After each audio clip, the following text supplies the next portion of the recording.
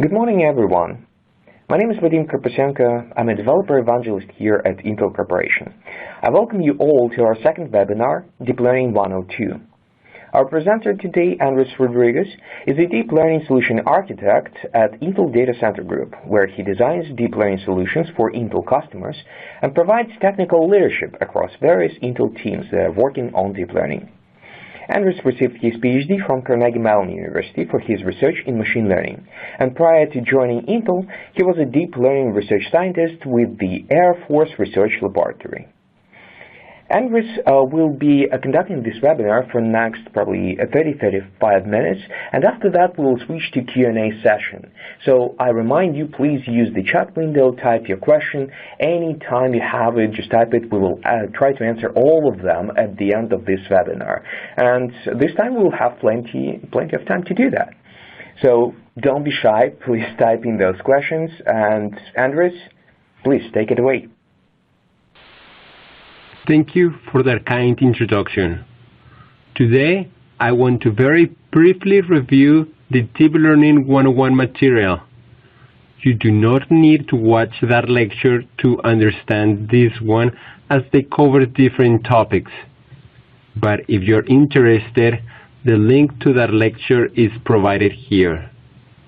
After the review, we'll discuss the types of learning algorithms and types of deep networks, the basic unit of deep networks, the multilayer perceptron, the backpropagation algorithm in the context of multilayer perceptron, and we'll conclude with an overview of convolutional networks and recurrent networks. In the first lecture, we covered Intel's optimized deep learning stack, from the hardware to the optimized libraries to the frameworks and the deep learning tools used in order to meet the demands across different market segments. The recent deep learning functions that were added to the Intel Math Kernel library can improve the performance of deep learning workloads, sometimes over 100 times. The competitive performance of Intel's CPUs allows deep learning architects to run their workloads on Intel's general purpose CPUs.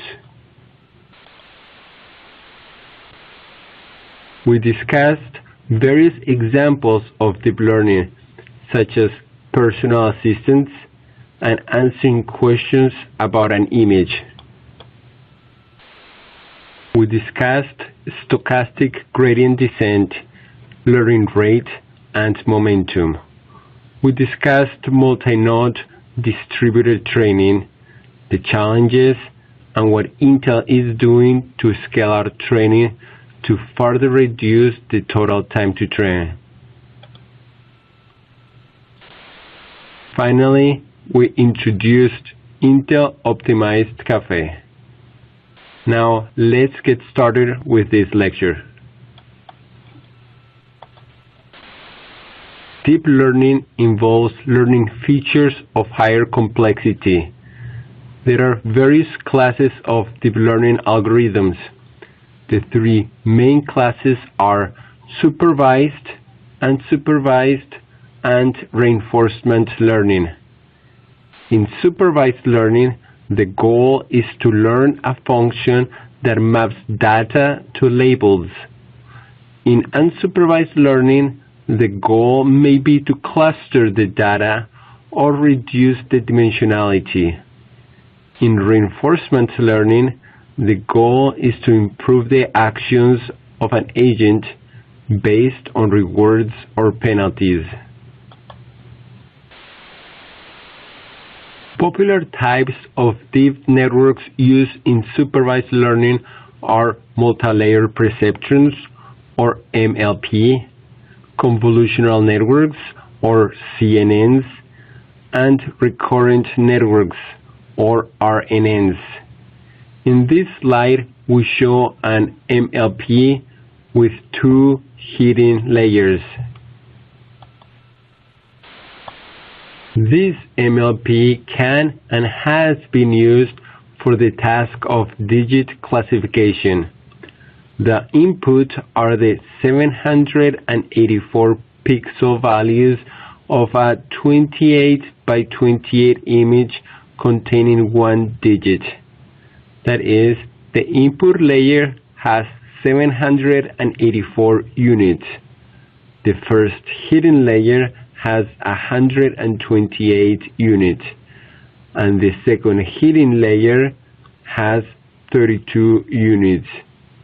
The last layer is the output layer and has 10 units, one for each digit, or more general, one for each class.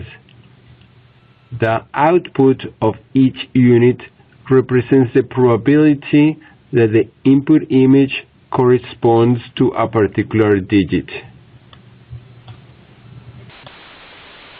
In this lecture, I'll call the input A, as in the letter A superscript 0, instead of X, to keep the unit nomenclature consistent. The superscript refers to the layer number. The input layer has superscript 0, the first hidden layer has superscript 1, and so on. I'll remove the X for the remainder of the presentation and just use A superscript 0. It is common to refer to these units as neurons. Personally, I do not like to mix neuroscience and statistical pattern analysis, and therefore I prefer the term units.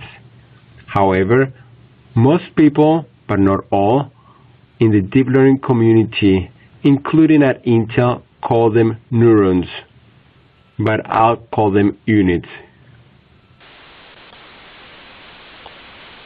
The input to a unit Z is the sum of the activations or outputs from the previous layer multiplied by some weights W plus a bias term B. The weights and biases are the values that are learned when training a deep network. Note that the bias units are not explicitly shown in the topology in this slide, but you can assume that they are there as another input into each unit in layer 1 and above. And in this presentation, whenever I mention weights, you can imply weights and biases. The activation function G is a nonlinear transformation of Z. The language may be a little confusing.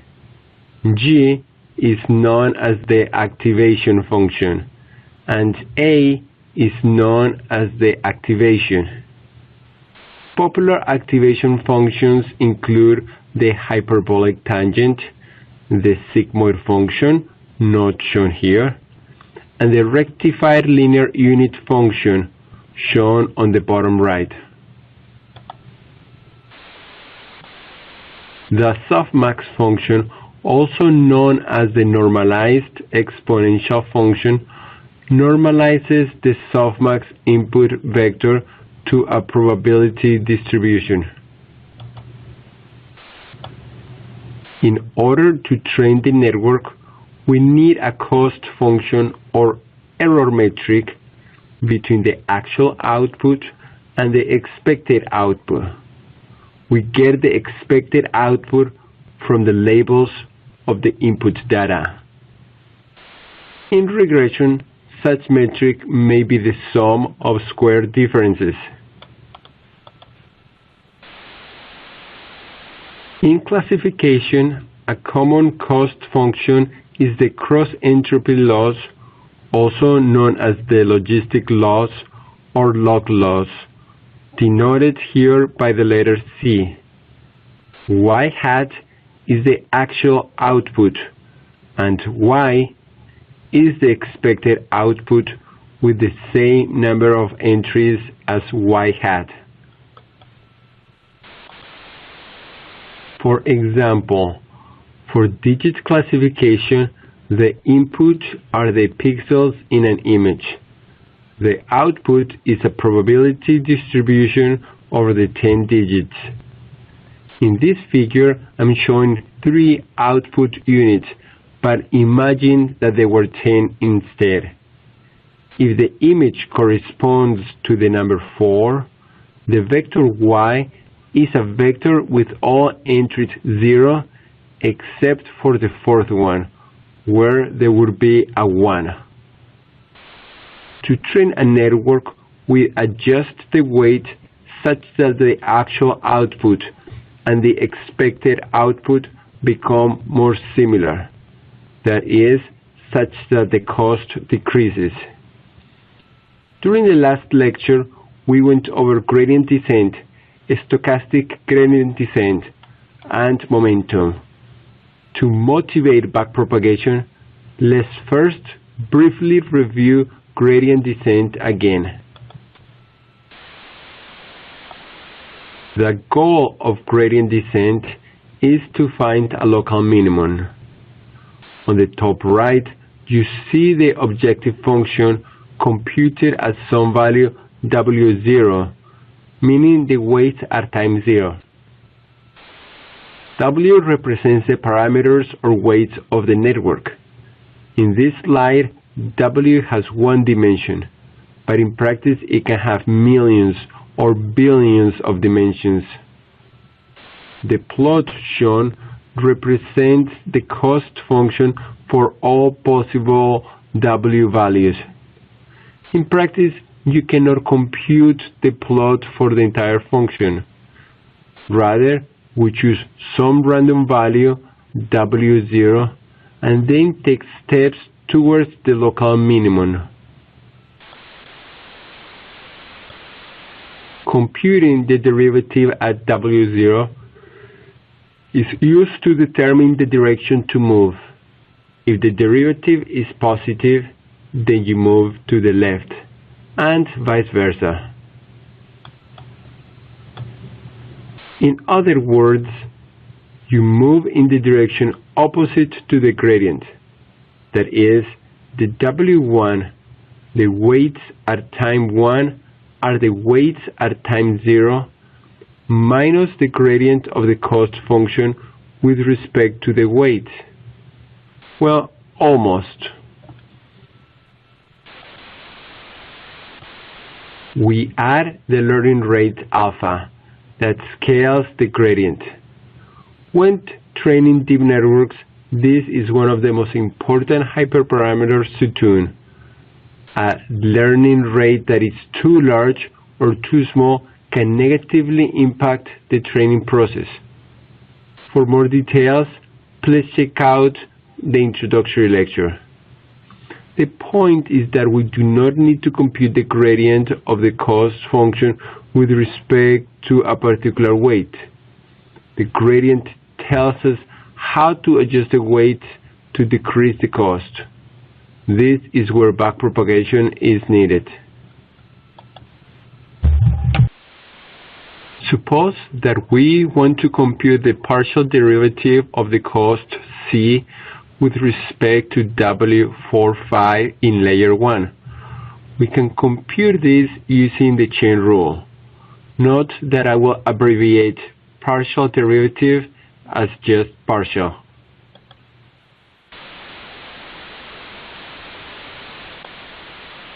The partial of C with respect to W45 in layer 1 is equal to the partial of C with respect to Z4 in layer 2 times the partial of Z4 in layer 2 with respect to W45 in layer 1.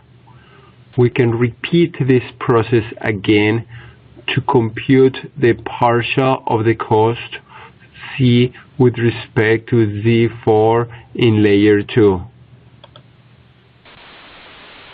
It is equal to the partial of C with respect to A4 in layer 2 times the partial of A4 in layer 2 with respect to Z4 in layer 2. Using the same process, we can compute the partial of C with respect to A4 in layer 2. Note that A4 in layer 2 is used in 3 inputs in layer 3, and all those inputs affect the cost C. Therefore, the partial of C with respect to A4 in layer 2 is a summation over the number of units in layer 3 as shown above. The partial of C with respect to ZK in layer 3 can be computed the same way. Therefore, to compute the original partial, that is, the partial of C with respect to W4 phi in layer 1, we need to compute all the partials that are circled in gold. On top, I have rewritten those equations, and I'll show the equations needed to compute each partial circled in gold. Using high school calculus, the partials can be computed from the corresponding equations. The underlined equation can be used to compute the partial circled in red. Same here, and plug in the desired nonlinear function, for example, the rectified linear unit. While the rectified linear unit is not differentiable at 0, we choose the partial of 0 with respect to z to be 0. Same here. Compute the partial using the underlined equation. Same here. Note that this is a cross-entropy loss function. And same here. Note that this is the softmax function. Finally, it is worth mentioning that the product of these two partials is equal to y hat minus y. This is not at all obvious and would take at least 15 minutes to go through the derivation, so I won't. Now, let's write some general formulas that can be formulated to find the partial of C with respect to any weight.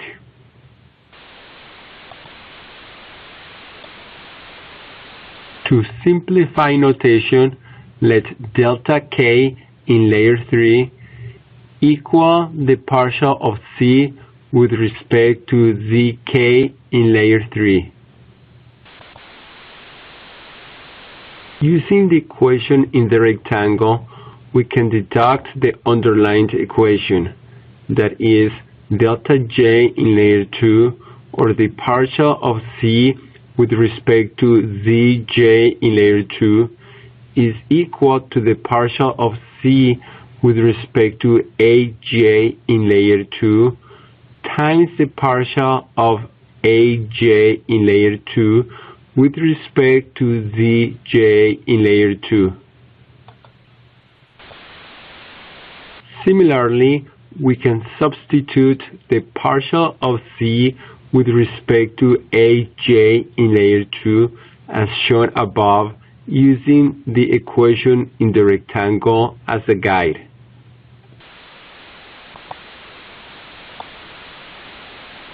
Capital D here represents the number of units in a given layer.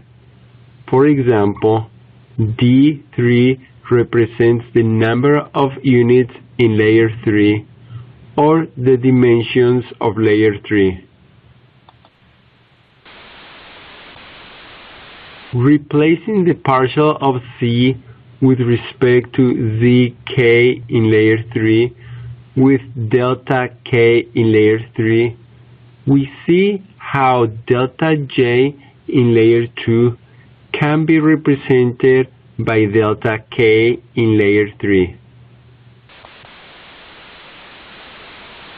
More generally, delta J for layer L equals the sum over K of delta K in layer L plus 1 times the partial of Zk in layer L plus 1 with respect to Aj in layer L times the partial of Aj in layer L with respect to Zj in layer L.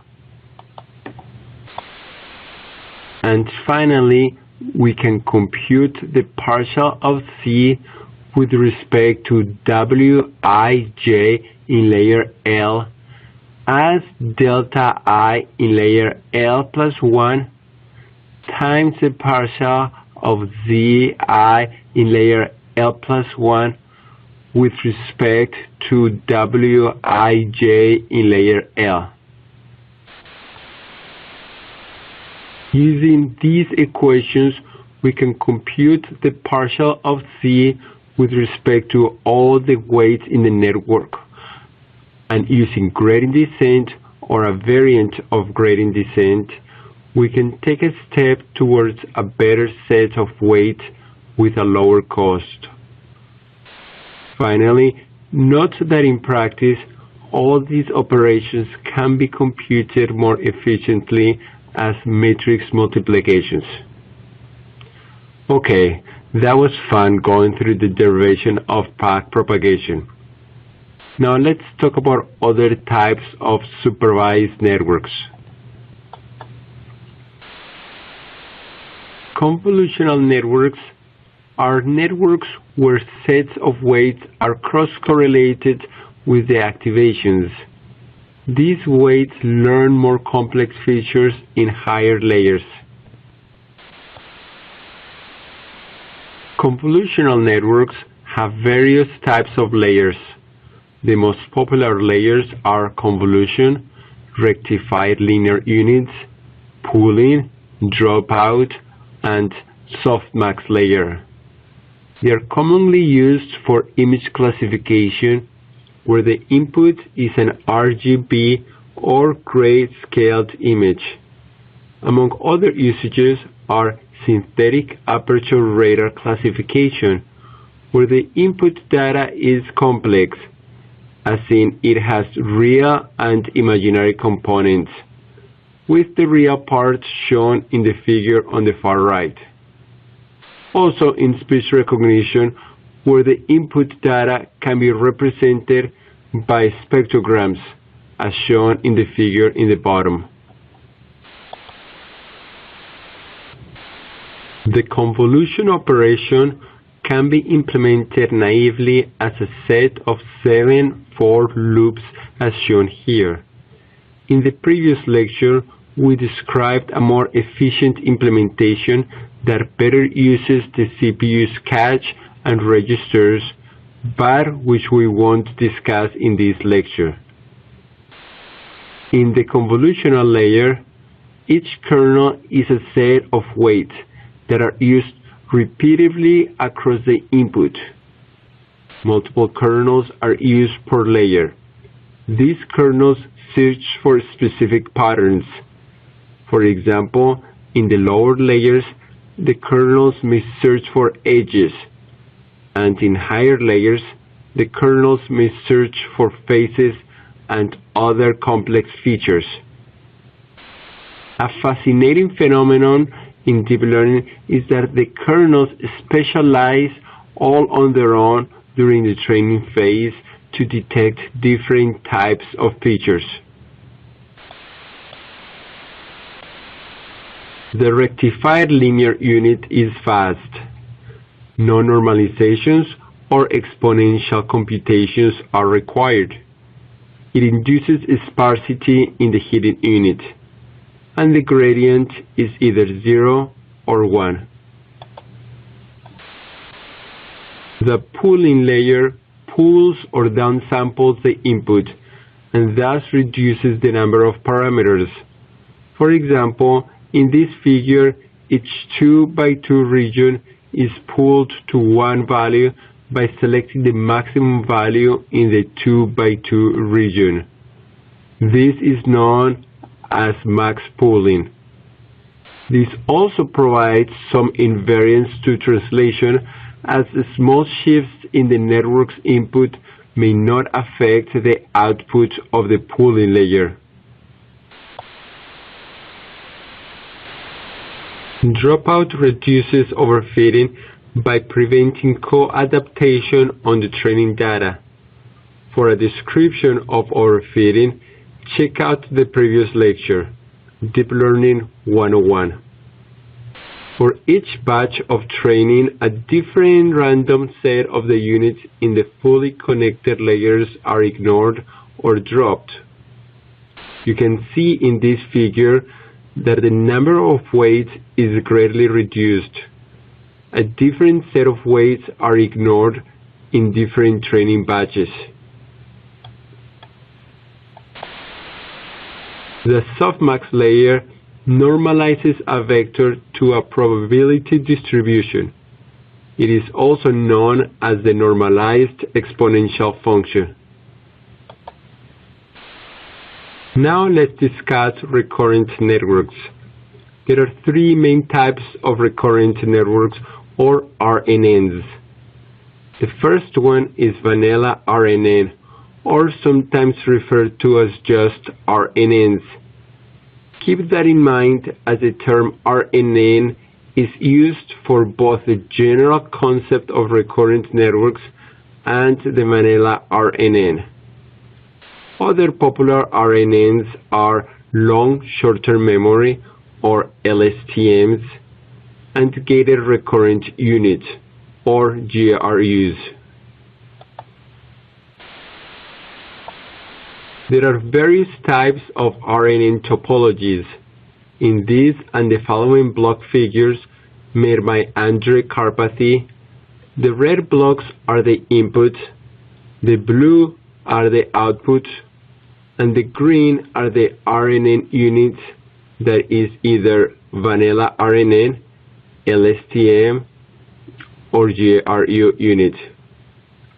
The first figure, one-to-many, represents tasks such as image captioning, where the input is one vector and the output are words describing that image.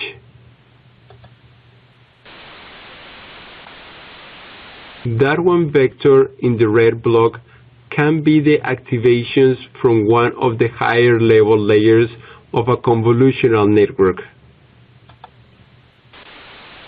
The many-to-one represents tasks such as sentiment analysis, for example, for movie reviews, where the input is a sentence and the output is a label, for example, a positive or negative sentiment. The many-to-many represents tasks such as language translation, where the input is a sentence in one language and the output is that same sentence but in a different language. Finally, this many-to-many represents tasks such as video classification, where each frame in the video is labeled. In each of these examples, each sequence can be of arbitrary length.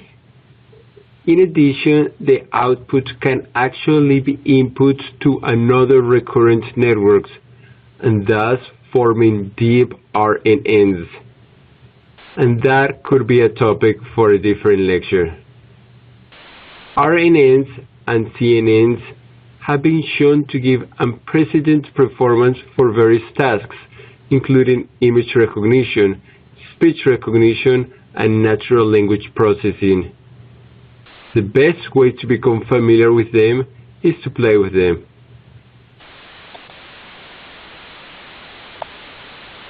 For additional resources, check out Intel's machine learning homepage at intel/AI as in artificial intelligence. To get started, the Caffe tutorial covers various topics related to training deep networks that are not unique to Caffe. I also recommend Karpathy's blog for a nice overview of RNNs with plenty of cool examples. Finally, check out Intel's CEO Brian Krzanich and Intel's Executive Vice President Diane Bryant on November 17, 2016 for Intel's Artificial Intelligence Day or AI Day to learn more about Intel's commitment and plans to advance artificial intelligence. We have 2 more slides with some legal stuff, and then we'll open it up for questions. Thank you very much.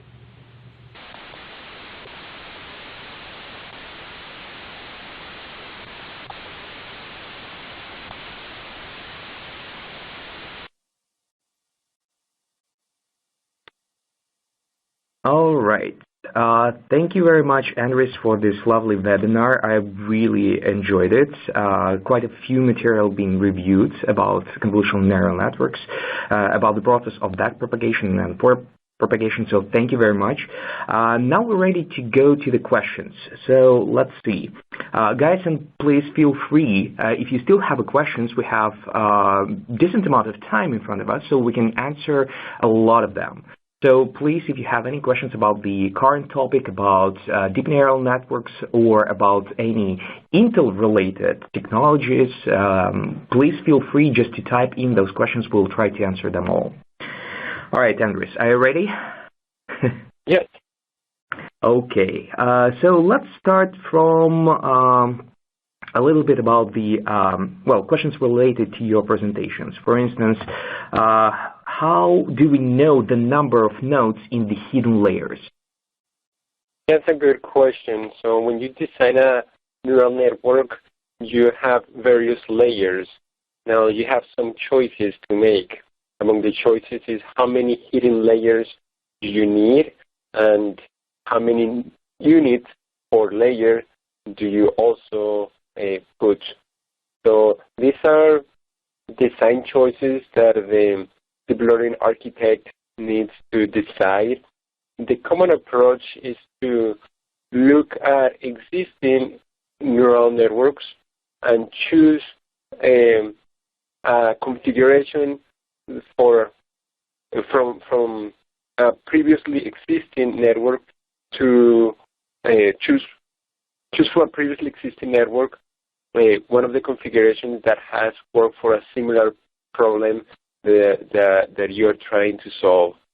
So, for example, in the lecture I talked about digit classification, and I shared one example of a multi-layer perceptron that works for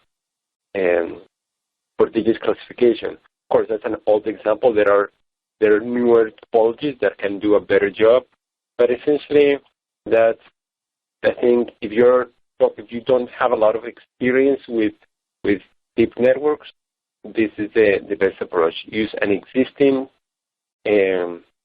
topology for a similar problem to yours, and try to start tweaking that topology to get it to give better performance on your particular workload.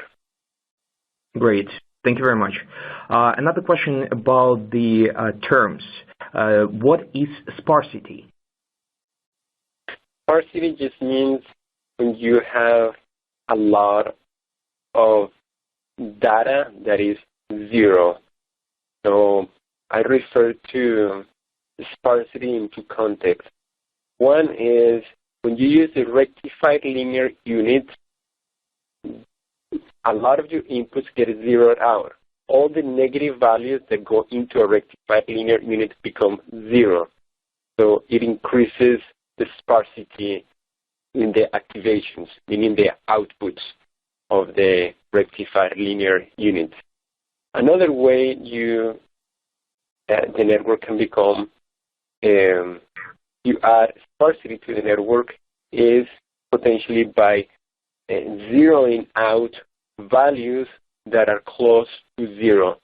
So this is sometimes used after a network is trained and you want to simplify the non-zero values.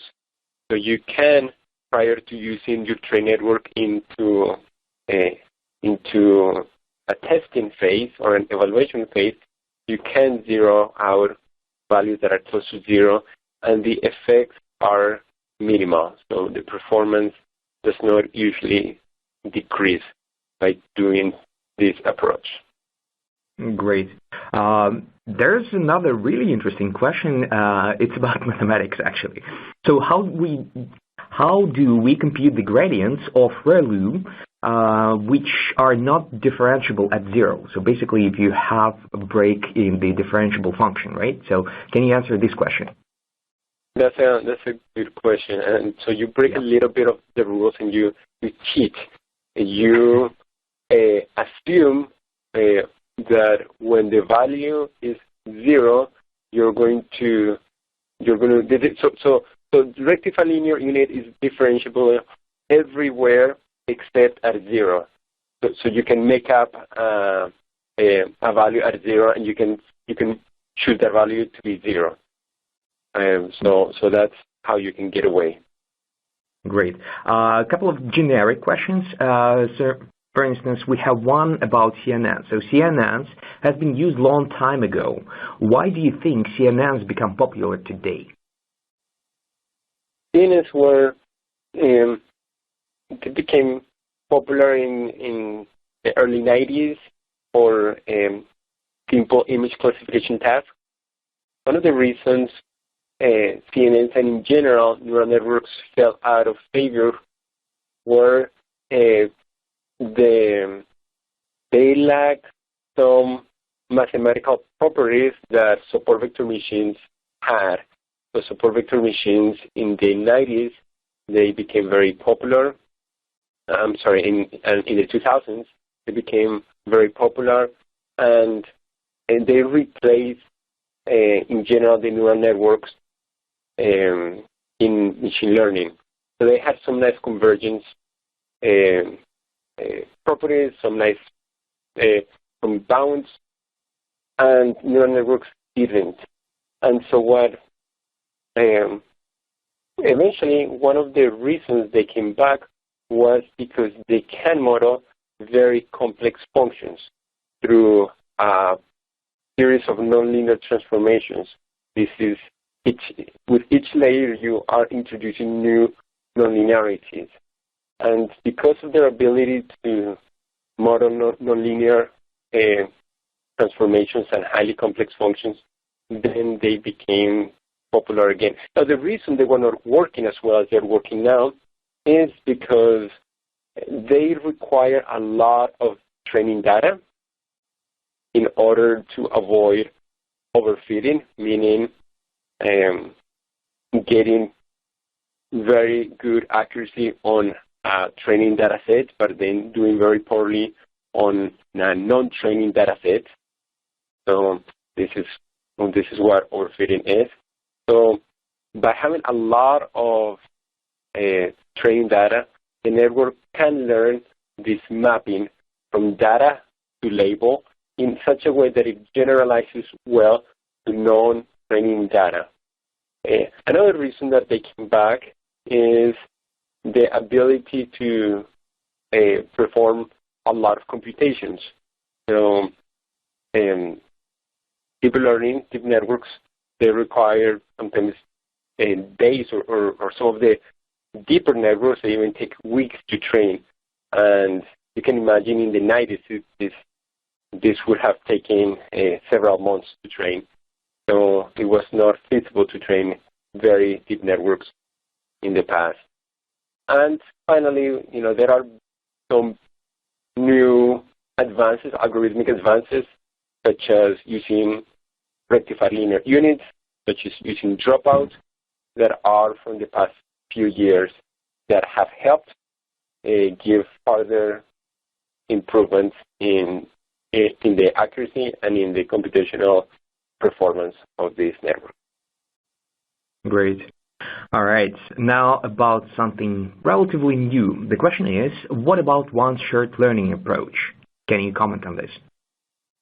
One-shot learning. So one-shot learning, it's some new. So the idea behind one-shot learning is humans, we can learn from just one example. So if you show me a photo of somebody, like Vadim, if I see your photo for one time, and then later on I meet you face to face, I can recognize you just based on that one example. So wow, you've got pretty good memory. So the idea should be, well, can machines do the same? Can they learn from just one example? And the answer is yes and no. So they can learn from one example by transferring knowledge from a bunch of different examples. So if I'm not used to seeing the structure of like people or faces, and then all of a sudden I'm shown a face, then it's going to be hard to remember that specific face to identify that specific face in a crowd of faces if I've never been exposed to faces. So the same thing with one-shot learning. It's a method essentially to transfer knowledge from a domain that you know, that you have had a series of training examples, to a domain with very few examples or even just one example. And again, this is some new ideas from the past 10 years, I believe, and it's the technology continues to, or the algorithms continue to improve. Great. What about DQNs and adversarial networks? Can you comment on that? Yeah, so these are some. So this started with the ability to come up with examples that can train networks, that can trick networks into giving the wrong answer. So for example, if you train a network to differentiate between cars and people, you can come up with examples that to a human they're clearly a car, but to the network they can be tricked into thinking that is a person. So that was part of the beginnings of the algorithms behind adversarial generative networks. And then, so the idea is, well, can then neural networks be used to create images? So not just to classify, but also to generate images. And so the adversarial generative networks have been used for these purposes. I see. Great. Let's actually change the topic a little bit and talk about the performance. We have a couple of questions about hardware, about the performance. So, for instance, what are the primary hardware bottlenecks for CNNs and RNNs? Yeah. So in general, in deep learning, you are doing a series of matrix multiplications. That's the main operation that consumes most of your computational cycles. And so the challenge is you want to be able to, regardless of the hardware you use, be able to efficiently use the computational capabilities of the hardware. So there are a number of challenges. One is you want to be able to read data from memory and hide the time to read the data with the computation of the data that you currently have. So as you're doing, for example, the forward and the backward propagation in a deep network, you can start prefetching the next batch of data that you're going to be using for the next forward and backward propagation. So hiding this latency, it's one of the design challenges that deep learning software architects have to do. Another one is to be able to do inference with just one sample. So a lot of these deep learning frameworks have been optimized to do well on a batch of samples. So if you process a batch of, let's say, 32 images, then the networks are optimized so that the hardware can take full advantage of its computational capabilities to process this larger batch. If you just do a batch one, where you just do one image at a time or one sample at a time, then this becomes challenging, and it's hard to use all the computational capability. Now this is true for regardless of the type of network, CNN, RNNs, or MLPs. Mm-hmm. From the high-performance computing, from the HPC perspective, I can also add that there is theoretical part. For instance, yes, you mentioned that convolutions are compute-bound. If we're doing, for instance, pooling, that's probably going to be bandwidth-bound, just because we need to kind of go through a lot of data, right, and pool just only one pixel out of 4.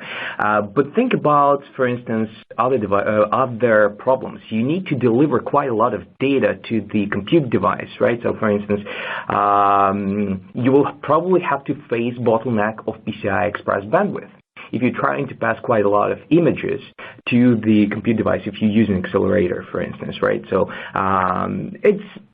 it's quite a complex problem, and you're facing a lot of issues. All right, so since we're talking about multiple devices now, the question was, is it possible to make use of both CPUs and GPUs in parallel in order to train deep learning network? What's your thoughts about this? Yes, it is. It is possible. Right now, I'm not aware of popular libraries that do this. So when training with a GPU, sometimes or often, a lot of the pre-processing work and the pre-processing the data happens on the CPU, which frees the GPU to focus just on the deep learning operations. Can the operations be split between the GPUs and the CPUs? Yeah, the answer is yes, and there is work in progress to make this happen, not just for GPUs, but for other accelerators like discrete FPGAs, where part of the computation can happen on the CPU and another part on the FPGA, whether it is discrete or also integrated FPGA. So yes, this is possible, and there is work in progress to enable deep learning libraries to distribute the workload across the hardwares that are available to the user. Great. All right. Since we're talking about large CNNs now, the question was, how is network sliced on parallel systems, like, for example, multi-core CPUs, as different layers are mutually dependent? I think the question is about the parallelization schemes. So you can have data parallelism or model parallelism. So can you probably basically talk about this, how we can parallelize our CNNs, or basically deep learning networks, for multi-node systems? Yeah, so a popular approach is to, as you mentioned, there are two different methods. One is data parallelism, and the other one is model parallelism. In model parallelism, you have the same data in all the nodes, and you break up the model among the various nodes. So again, the data is in every node, but the model is broken up. The other approach is known as data parallelism, where each node has an entire model. All the nodes have the entire deep learning, the model, and the data is broken up into the various nodes. So for example, let's suppose you're training GoogleNet, which is a popular deep learning topology for image classification. And you can train it by, let's suppose you're using 16 different nodes. You can train GoogleNet by putting the entire model on all the 16 nodes, and each node processes a portion of your data set. So we're going to call, when you train your networks, you usually train the network in batches, in data batches. You might choose a batches of, let's say, 128 images. And you do a forward propagation and a backward propagation, and then you update the model, and then you start processing the next batch. That's when you're doing training with one node. When you're doing it across multiple nodes, you take your batch size, in this case 128, and you break it into, in our example, the 16 nodes. So in this case, each node would be processing a batch size or a node batch size of 128 over 16, meaning 8. So each node would process 8 images. And what happens is you would do a forward and a backward propagation, and you compute the gradient and in all the 16 nodes. And then you aggregate all the gradients as if you were doing the same computation on one node with 128, with a batch size of 128. So you aggregate all the gradients from the 16 nodes, you update the model, and then you broadcast again the updated model to all the 16 nodes, and then you repeat that for the next batch size of 128, breaking it down into 16 pieces, each one with 8 images, and do this process again. This is known as synchronous update, where all the nodes at each time step are synchronized. There is research, active research on doing asynchronous training, so that the models in the different nodes don't have to be updated simultaneously, don't have to be synchronized after each batch. And there's also research into combining data and model parallelism.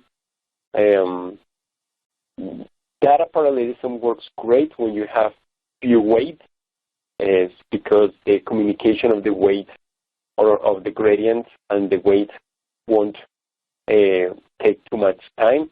But when you have a lot of weights, such as in multi-layer perceptrons, where all the layers are essentially fully connected layers, then breaking up the model may be a better approach. So doing the trade-offs between model and data parallelism, can be included into a deep learning framework design, and Intel's actually working on adding data and model parallelism to the frameworks that we're optimizing to further reduce the time to train. This hybrid approach can be quite useful, and it can be even dynamically scheduled because we're not facing the synchronization barriers anymore. Google did quite extensive research on this topic, and they showed that although you have race conditions updating the weights, but at the same time the dynamic range is so small that it doesn't really affect the stability or convergence of your system. Yeah, that's great. But I have kind of a question related to that. What is the current state of the art in handling large sparse input data sets, large in a high number of dimensions? Wouldn't that blow up the size of the NN model because of the sheer number of first layer weights? So I think the question is about if you scale your deep neural network for a large system, then how you distribute the input data to basically train your system maybe simultaneously. Just because you need to pass through, let's say, for image recognition, you will have to go through probably terabytes of images, right? So how do you do that? Do you know any real-life examples of those systems? Let me see if I understand the question. Are you saying how do you train like very deep networks, or how do you deal with very large data sets? Let's say input data set. So when you need if you have quite a lot of input data, is there any way to parallelize this process? Or partially you answered this question in a previous part, right, when you were talking about data parallelism. So I think the question is, have you seen real-life systems like that? Examples of real life? Yes. So the idea of using data parallelism is used in many companies in production to train their models. You take the data and you break it into the various nodes. One of the challenges in scaling is that you really cannot scale at this point to thousands of nodes. Even more than 100 or 200 nodes is very, very difficult. The reason for this is that there is a limit on the batch size that you can use. So going back to my previous example, GoogleNet, if you use a batch size greater than 1024, the performance actually decreases. And the reasons were covered in the first lecture, but at a high level, what happens is the bigger the batch size, the more that your algorithm starts approaching the gradient descent algorithm.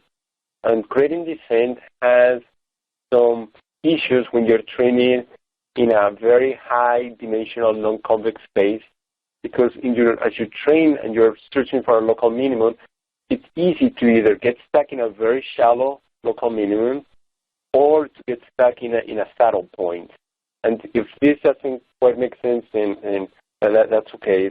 I would recommend watching the first lecture for the details. Great.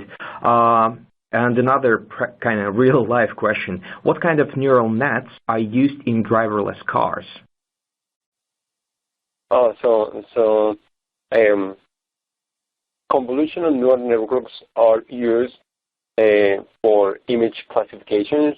So you can be sure that for all the image classification tasks that a driverless car needs to do, that's going to be the popular network.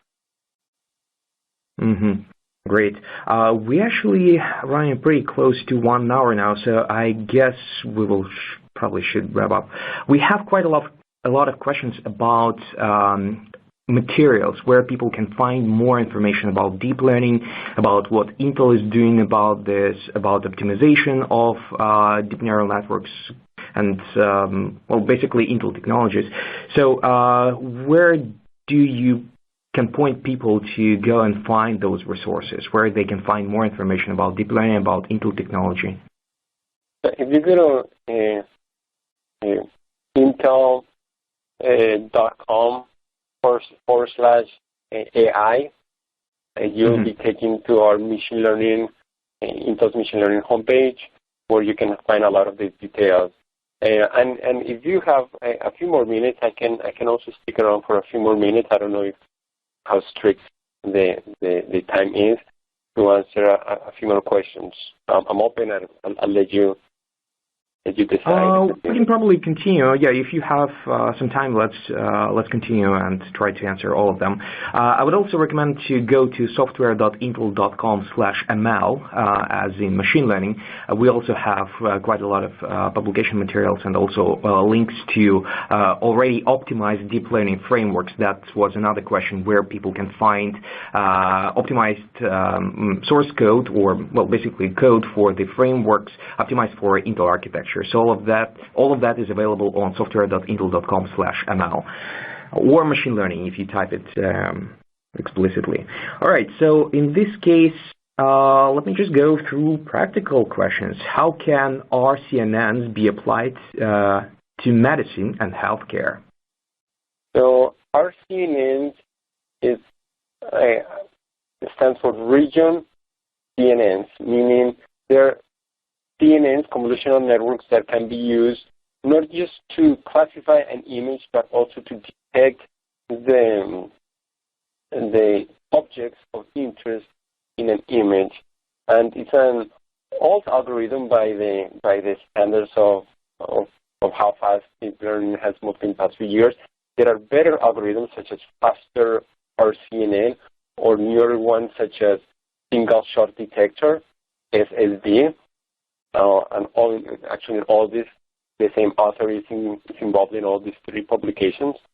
And it is very popular for in fields such as self-driving cars, where you want to detect the objects of interest and classify them.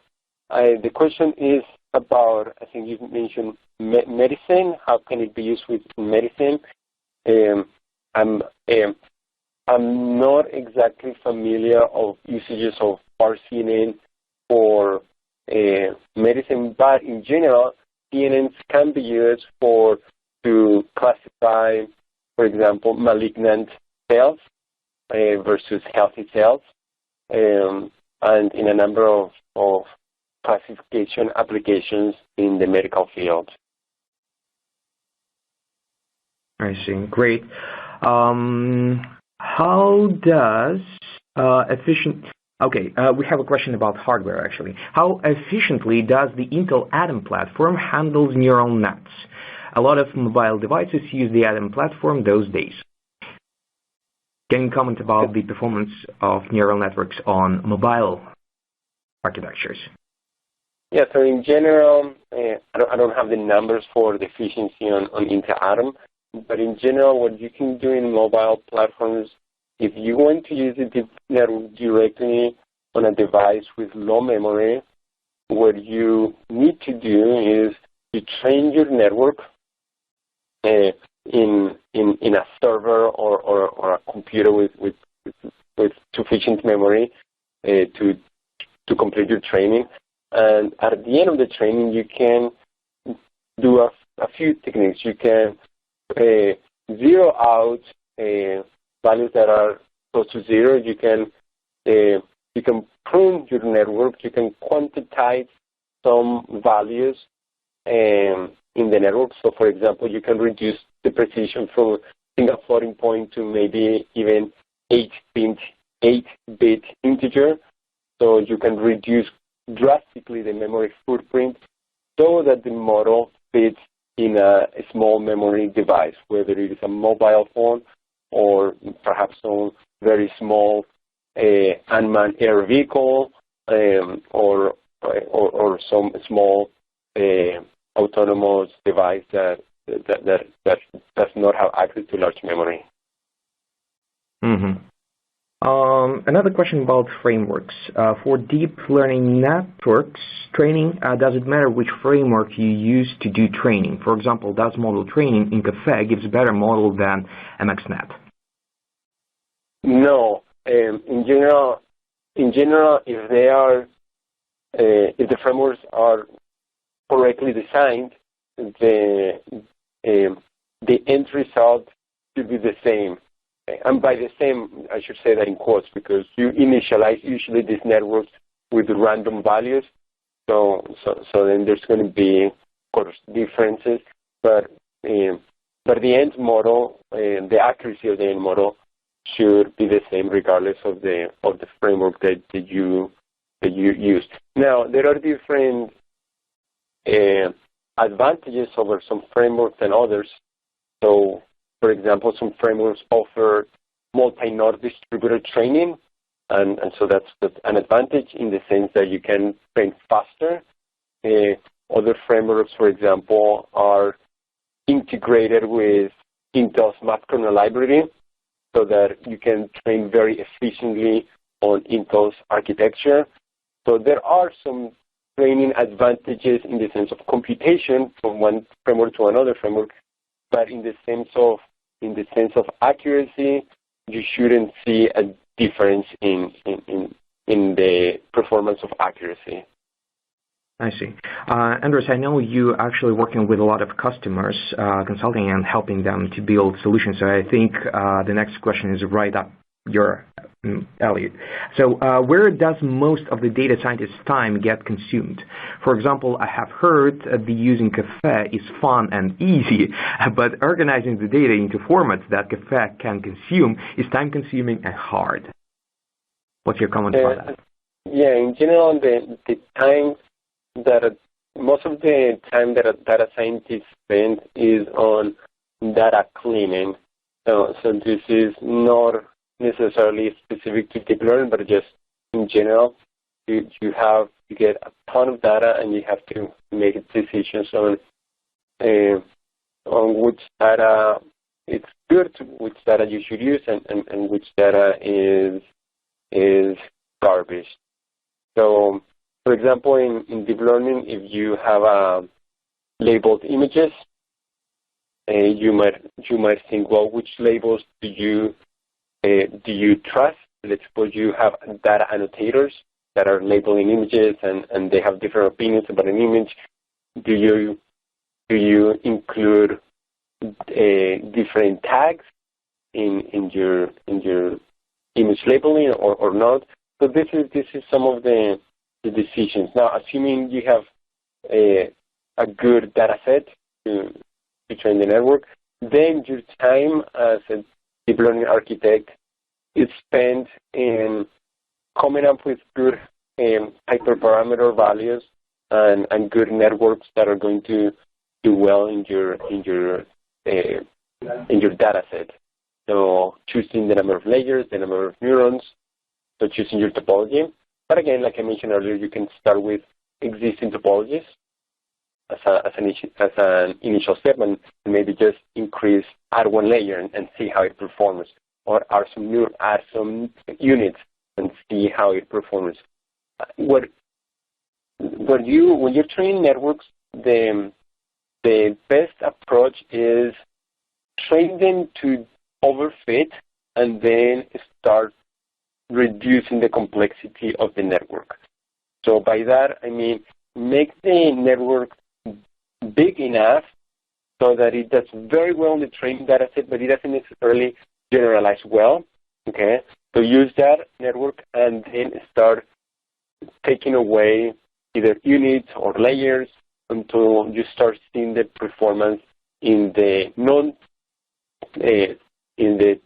data set that's not part of the training increase. So the performance get better and better on a data set not in the training set, meaning that your network is generalizing well. And there are various techniques to avoid overfitting. So again, you first train your network, you overfit slightly, and then start using these techniques to avoid overfitting your network. And that's sort of the sweet spot. And that's where the time of data scientist and deep learning architect would be spent in finding the best network. Great. We have different questions left on different topics, but yeah, we're just going through all of them. So I'll just ask them in a random order. So to get better models using deep learning, what regularizations are better, L1, L2, or batch normalization, and why? I think you can play with various techniques. So in addition to those, you can also do dropouts. Yep. You can also do early stopping. So there isn't like a one technique that's better than all techniques. It's a little bit of the of the black magic, you could call it, or the intuition that you get when you have experience training these networks. So usually I usually do a L2 normalization with dropout, and that seems to be a good first step. But of course there is I think there is wisdom in exploring various regularization techniques. Great. All right. Are you ready to answer another math question? What are the other cons except non-differentiability of ReLU? The other cons, I'm not familiar with other cons, and being non-differentiable is not really a con. So I don't have an answer. Improvement accuracy has improved since the community adopted ReLU, and both in accuracy and in computational performance. Mm-hmm. So I don't have a good answer on other cons. How many questions you can handle more? Like 2, 3 questions maybe? Let's do 5 more minutes. I think there was a question on NNVM. Yeah, if you want to take this. So what is an NVM? How does it play in the overall ML software ecosystem? Okay, great question. An NNVM is known as a graph compiler, and it was developed by the same team that's developing the MXNet framework, and it's a very good idea. Essentially, you can take a framework like MXNet and come up with a graph structure, meaning what are the series of computations that a particular deep network topology requires. And then you can use a graph compiler to find what are the best ways to merge functions or avoid doing data layer transformations in your tensors or your arrays, so that you don't reduce the computation, so you can get better efficiency. So NNVM is essentially this graph compiler that it's going to take your graph, and then it's going to find what functions can be combined, and how can you speed up your computations. But it's something that I think is very good. The MXNet team is not the only team that's working on this. There is a team, the TensorFlow team is working on something similar, known as XLA, and Intel's also working on something similar. And again, the details, I think you'll be hearing more of those details in the very near future. Mm-hmm. I'm pretty sure about that. Let's probably handle 2 more questions. So what is the general overall methodology you follow to optimize and evaluate the performance and speed of neural networks? So the overall, to evaluate the speed, you want to make sure that you train your network. So there are different ways to evaluate the speed of the network. You can either just compute a forward and backward propagation using memory just random data, but you don't have to actually read from memory, or you don't actually have to read data. I think this gives unrealistic expectation on the performance. It's very you can get a number that is that in actuality it's better than it really should be. I think a better way to measure the speed is to include the time it takes to read your data and process your data. And if you can hide this time, this latency, then that's great. But when you measure the speed, you should take that into account, that you need to get your data. And finally, sometimes when I see performance numbers, I don't know if the network that they're measuring, if it converges or not.